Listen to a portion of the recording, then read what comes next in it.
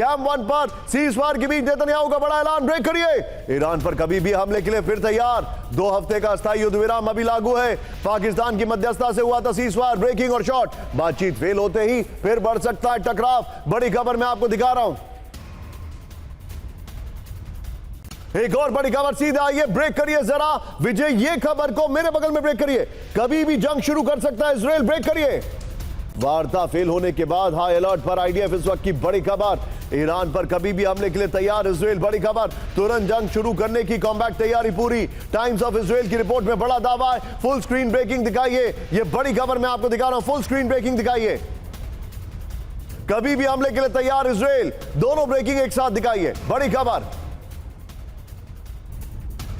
Floor पर आइए और विजय पहले वाली ब्रेकिंग और शॉट बगल में चलाइएगा, जिससे कि हम टिकर पे लाइव फुटेज जरूर दिखाते रहे। आइए जरा बड़ी खबर, ईरान से जंग के लिए तैयार इजराइल। इस वक्त की बड़ी खबर में दिखा रहा हूं। आईडीएफ चीफ ने सेना को हाई अलर्ट पर रहने का आदेश दे दिया है। ये देखिए बगल में पहले वाली ब्रेकिंग और शॉट। इजराइल की कभी भी जंग शुरू करने की कॉम्बैट तैयारी पूरी हो चुकी है। ईरान के संभावित सरप्राइज हमले से निपटने की तैयारी है। बड़ी खबर, ईरान के न्यूक्लियर और मिसाइल ठिकानों पर फोकस बरकरार है। बड़ी खबर, सीज़फायर के बीच भी इजराइल का ऑपरेशन प्लान जो है वो एक्टिव है। इजराइल ने अधूरा मिशन पूरा करने के संकेत दिए। टाइम्स ऑफ इजराइल के हवाले से खबर, एक बड़ी खबर कैंप 1 पर आइए। तुर्की से इजराइल को सीधी धमकी। ब्रेकिंग और बाइट प्ले करिए। एर्दोगन ने कहा आग से खेलना बंद करे इजराइल। दिखाइए जरा ब्रेकिंग और शॉट।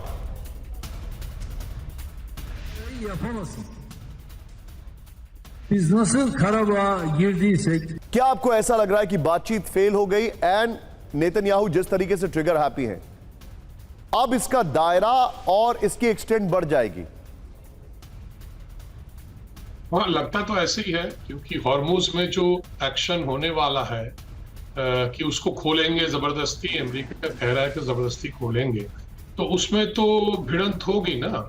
वहां पे जो ईरानियन छोटे छोटे शिप्स हैं, जो उनका टेक्निक अलग होगा। वो ट्रम्प तो क्लेम कर रहे हैं ईरानियन नेवी को डिस्ट्रॉय कर दिया है, पर ईरानियन नेवी के पास वो छोटे छोटे बोट्स हैं या जो और भी तरह के जो वेपन्स हैं, वो अमेरिकन जहाज को वो मारने की कोशिश करेंगी।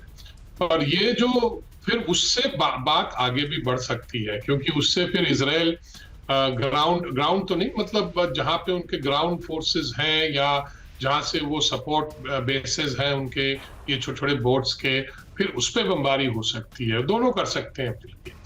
मुझे तो लगता है कि इजराइल ने ये जो टॉक्स है, इस पे उनका एक हाथ था इसको फेल करने का, क्योंकि इजराइल चाहता नहीं कि ये बंद हो, क्योंकि उन्होंने हिजबुल्लाह को खत्म करना है। कहते हैं कि हम उन्हें खत्म करेंगे, पर इतना आसान नहीं है उनको पूरा खत्म करना।